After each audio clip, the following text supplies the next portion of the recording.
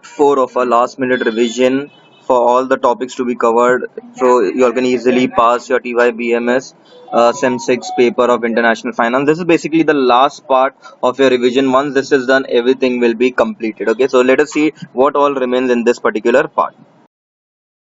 Now the ninth topic is 2-point arbitrage. Okay, we have already covered 8 topics in the previous 3 videos. This is the last video. The last 2 topics are there. One is 2-point arbitrage. So let us see how to solve this particular topic. Okay, now let us see how to solve and identify arbitrage gain. Okay, when we have basically two transaction. Okay, whenever we have two banks transactions or two transaction, then how to find and identify arbitrage. This is a very I'll be showing you a very simple trick how to identify. Okay, with that I can guarantee you all can easily solve any sum which will have two transaction. Okay, any sum relating to two transaction. Okay, so in this video we are basically only going to learn how to solve sum when there are two transactions given. Okay, for triangular transaction, okay, there will be another video made for that particular reason. Okay, chalo. Now in order to identify, the very first thing what you all need to do is, let's say we'll go to the first question. Given AUD to USD, they are giving you one rate, the bid rate and the ask rate, and again AUD to USD, they are giving you one bid rate and ask rate. Identify and calculate the arbitrage gain. Okay, now look at this very carefully. Okay, how we need to go about solving this sum. Now the very first thing what you all can do is, we'll always remember, in order to, we'll do one small working note. Just make a straight line. Okay, just make a straight line, and from the 4 rates which have been given to you, look at the bid rate, and the bid rate whichever is the smallest among the two. Now this is 1.9309 and 1.9398. Okay, remember, whichever is the smallest bid rate, mark that as B1. Okay, and the other one will be B2. Okay, now to make it more clear, what I do here is, okay, I'll just erase these things. I'll just erase it to make it more prominent. Okay, what I'll do here is, I will write this as B1, this is B2. The ask rate following B1 will become your A1 and the other one will become A2. Okay, remember that very carefully. Okay, now after that you will always start posting on the number line. Like, consider this as a number line. The lowest value will come first. So in this B1, now check in the 4, which is the lowest value among all these 4 values. 1.9, 309, 398, 388 and 400. So 309 is the lowest value, so I'll write B1 will be the first value. After that, check which is the next lowest value. After 309 will come 388, which is A1, so A1 is the next value. After that we have 398, that is B2, and then we have last A2. Okay, so first step is mark down those 4 values which have been given in the ascending order. Now the rule is, here is the logic. Okay, just compare the first 3. Just look at the first 3 parts, and the rule is if, okay, the rule is when you compare the first 3 values, if B2, remember this term, if B2 lies in between the first and the third, again I'm repeating, if B2 lies in between the first and the third term, then there will not be any arbitrage opportunity. Okay, again I repeat, if B2 lies in between the first and the third, then there can never be an arbitrage opportunity. Now in this case, A1 is in between B1 and B2. Other than B2, if any other number is between, okay, the first and the third, there will be always an arbitrage opportunity. So we will write here now, since B2 does not lie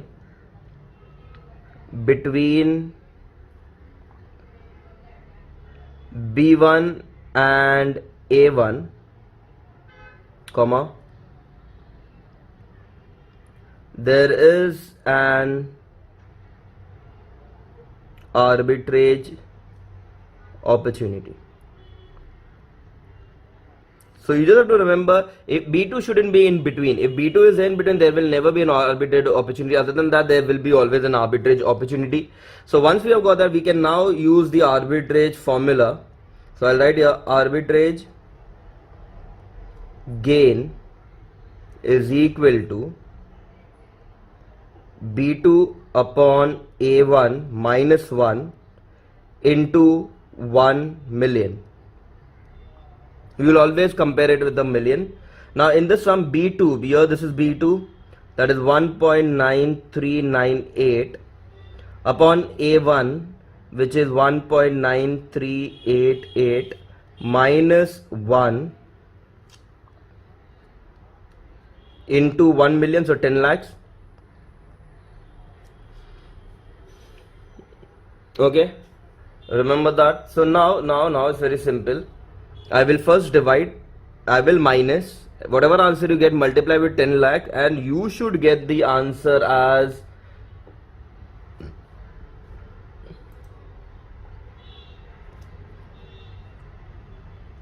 515.78. Okay, 515.78, that's your answer. So I will write, so you have an arbitrage gain, so this is rupees, so we can write finally, therefore there is an arbitrage gain of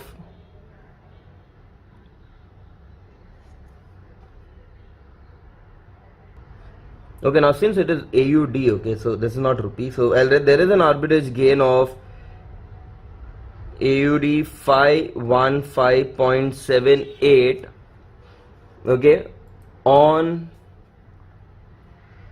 investment of 1 million AUD.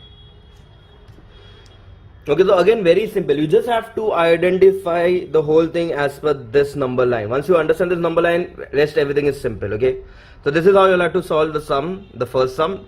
Now let us take the second sum. Given SEK to AUD, the values are given bid and ask, and AUD to SEK bid and ask is given. Identify and calculate the arbitrage gain. Now if you look carefully here, in order to find the arbitrage gain, you need to have the currency in the same order. Okay, so SEK to AUD and this is AUD to SEK, so they are not in the same order. So in order to get the answer, we'll have to convert it in the same quotation. Okay, so it's given that whenever there are two quotations which are in different form, always remember it is necessary to convert them into one. Okay, so in this case what we will do here is the first equation we keep as it is, and we'll try converting the second equation, okay, the second quotation. So now we are trying to convert it. Okay, we are converting it. So first what I'll write here, first is the conversion. Okay, we are making it into SEK to AUD. So first we are trying to calculate the bid rate. So in order to calculate the bid rate, rule is very simple. It will be 1 upon the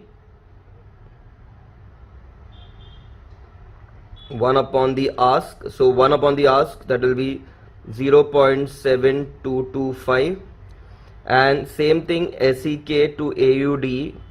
In order to find the ask, it will be 1 upon bid, 0.7215. So when I divide it, I should get the value as of SEK to AUD as 1.3841, and the other one has to be 1.3860. Okay, so after conversion, the SEK to AUD, this is the value, and given value is also there. So we have SEK to AUD, the given value is 1.3733, and 1.3735. Okay, the first one is conversion, the second one is given. Now again, very simple, we will make a number line. Now in order to find if there is any arbitrage gain, okay, so the very first step is we will make a number line. Okay, after making the number line, now among the four, check in the bid rate, whichever is the lowest bid rate, we'll number it as B1. So 3733 the smallest, this becomes my B1, the top will become B2, this will become A1, and the above one will be A2. The smallest value among all is 733, so B1 is the smallest value. Next, after 3733 is 3735, that is A1. Next is 841, so that's B2, and last is A2. Okay, again we need to compare the first three. Among the first three, the rule is B2 shouldn't be in between the other values. Okay, so again here I can see B2 is not in between. Okay, so again I can easily write that since B2 does not lie between B1 and A1, there is an arbitrage opportunity. Okay, now since there is an arbitrage opportunity, we can easily note down the formula now. So arbitrage opportunity or arbitrage gain is equal to, the formula is B2 upon A1 minus 1 into 1 million. Okay, so now here the B2 value was 1.3841 upon A1 ka value is 1.3735 minus 1, the whole thing into 10 million, 1 million, so that's 10 lakhs. Again, when you divide, you minus, and when you multiply with 1 million, the value that everyone should get would be 7705.17. So finally I can write, therefore there is an arbitrage gain of, now this is now again it is based on AUD, so it's all based on AUD. The first one was based also on AUD, and so now this is also based on AUD. So I can write finally there is an arbitrage gain of 7705.17 on investment of 1 million.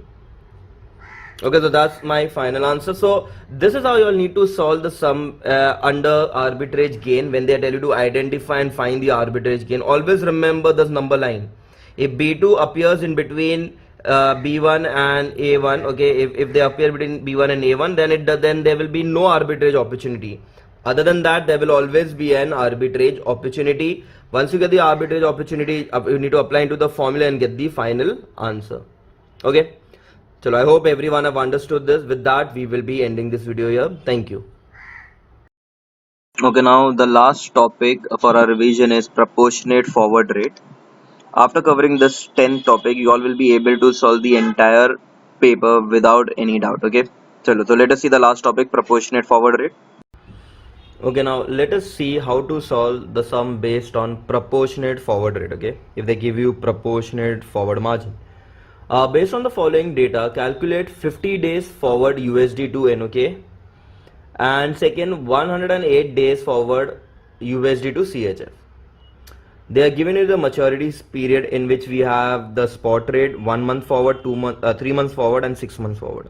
Now if you look carefully, 1 month, 3 months, 6 months, this is the data which they have given us, and they are asking us to find the forward rate of 50 days and 108 days. Okay, so they have asked us to find 50 and 108, which is not directly we can't find it. It is somewhere in between these months. Okay, so let us see how to solve such kind of sum. Okay, first we'll start with the A part. where they're asking us to find the 50 days forward of USD to NOK. So I'm finding here 50 days forward, okay, between USD to NOK. Okay, now look at this very carefully. They have given you 1 month forward. 1 month is 30 days, so we have to take it as 30 days, and 3 months is 90 days. So 50 days comes between 1 month and 3 months. Okay, so how we'll start is, look at this very carefully. We'll start with spot USD to NOK. We first note down that the spot rate given to us is 5.8575 dash. Now look at this very carefully. Okay, how to get the bid and the ask. This is the bid rate. Ask rate is directly given as 25. Now remember, whenever they give you 25, it means you have to go ahead with a number in which you can get 25. So like for example, if this is 575, the next 25 will appear. You'll have to go always on the higher side. If this value is high, okay, you will have to go again always higher, one step ahead. Okay, so if this is 575, 25 will come only after that in the number 625. Okay, so whenever they give you 25, it means the ask rate will be 5.8 625 or 625, you call it as.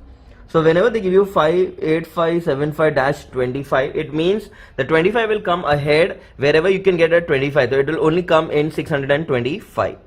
Okay, so we got that. Now 1 month forward, bid is less than the ask, so we will have to add. So that's a premium. So I'll write here add premium. Now this premium is for 30 days. 1 month forward means 30 days forward. Okay, so this is a premium for 30 days. So it will be 0.0175. Always remember 4 decimal and 0.0200. We will add up this. So I'll get here 30 days forward, which will come to 5.8750, and I'll get here as 5.8825. Now comes the most interesting part. The next is 3 month forward. 3 month is basically 90 days, but I don't need 90 days. I only need 50 days forward. So 30 is already there. So I need to basically add, since the first one was add, the second will also be premium. I need to add a premium of 30 days is already done. I need another 20 more. See, because see, forward is also, your bid is less than the ask. It means it is still a premium. Okay, I need only 20 more extra days. I need premium of only 20 days. Okay, because I need total 50 days premium or 50 days forward. 30 days ka I've already got. I need to find the 20 days now. Now let us see how to find the 20 days forward. Okay, so now we will write here calculation of proportionate forward margin for broken forward maturities. Okay, under that first we need to find the bid. We'll need to get the bid point and the ask point. So first I'll write the bid side. For getting the bid, the formula is FM2 minus FM1 upon SM2 minus SM1 into the days. This is nothing but FM2 is forward margin of the second standard maturity. FM1 is forward margin of the first standard maturity. It means this extra 20 days or the day 50 will appear between which two forward rates. It is after first month but before third month. Okay, so the forward rate is, so your forward rates will be between the third month and the first month. So FM2 is the second maturity ka rate, which is 535 minus the first maturity ka, we're talking the bid side, okay, upon 175 upon SM2, and SM1 is nothing but the days.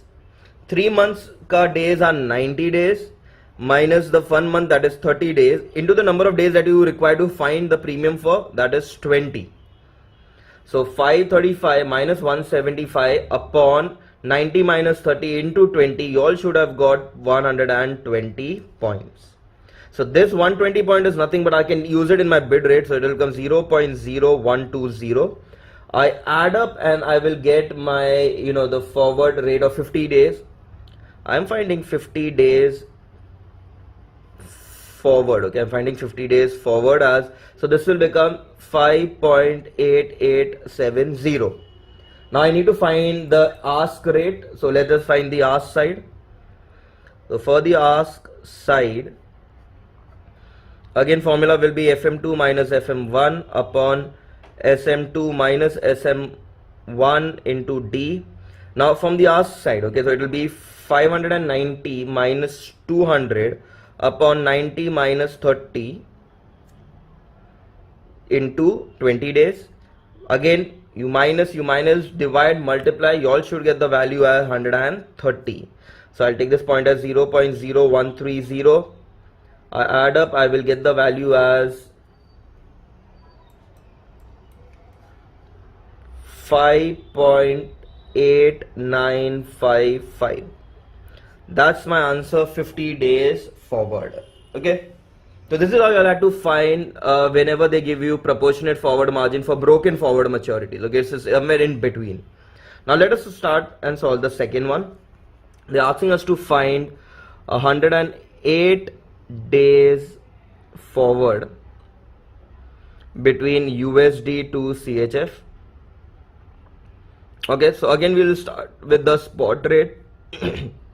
Spot of USD to CHF, which is 0.9, okay, which is 0.9493 dash, and now see it is 03. So 03, we go ahead of that, so the number in which you can get 03 will be, since it is 493, the next number will have to be in 503. Okay, so it will be 0.9503. Okay, now 108 comes in, see this is 30 days, this is 90 days, 6 months is 180 days. So it is somewhere in between 3 months and 6 months. Okay, so what I'll write here now, we'll have to start with 3 months. So I'll write here 3 months forward. Now 29, bid is more than the ask, so it's a discount. So less discount. 3 months is 90 days, so I'll take this as 90 days. 29 and 18, so 0.0029, 0.0018.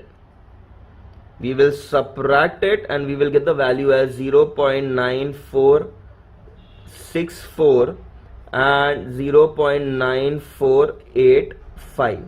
Okay, now this was 90 days, 6 months is 180 days, I need 108, so I need another 18 more days. Since it is discount, here also it is discount, I will write here less discount for another 18 days. Okay, now for 18 days, again that is a break, I need to calculate, so I'll write here now again calculation of proportionate forward margin for broken forward maturity. Okay, again same way, we'll start with the bid side. Formula is same, FM2 minus FM1 upon SM2 minus SM1 into the D. So from these two we have to compare, so it will be 65 minus 29 since it's the bid upon, now 6 months is 180 days, so it will be 180 minus 90 into the number of days I need 18.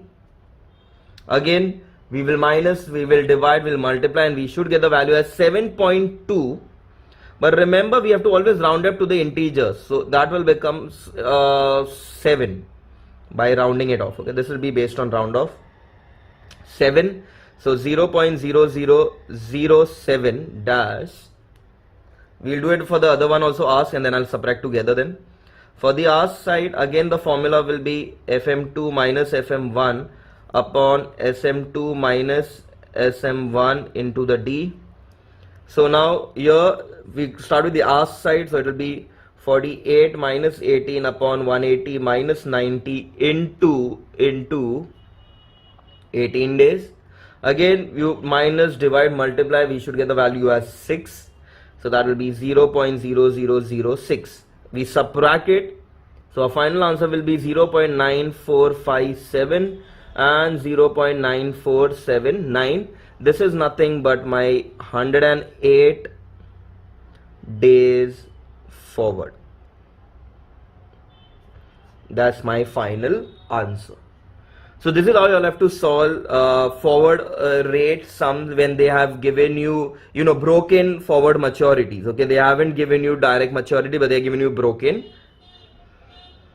I hope everyone have understood this. Okay, see that you'll go through this sum very carefully, resolve it, and then you can solve any other type of sum based on the same method. So with that, we will be ending this video here. Thank you.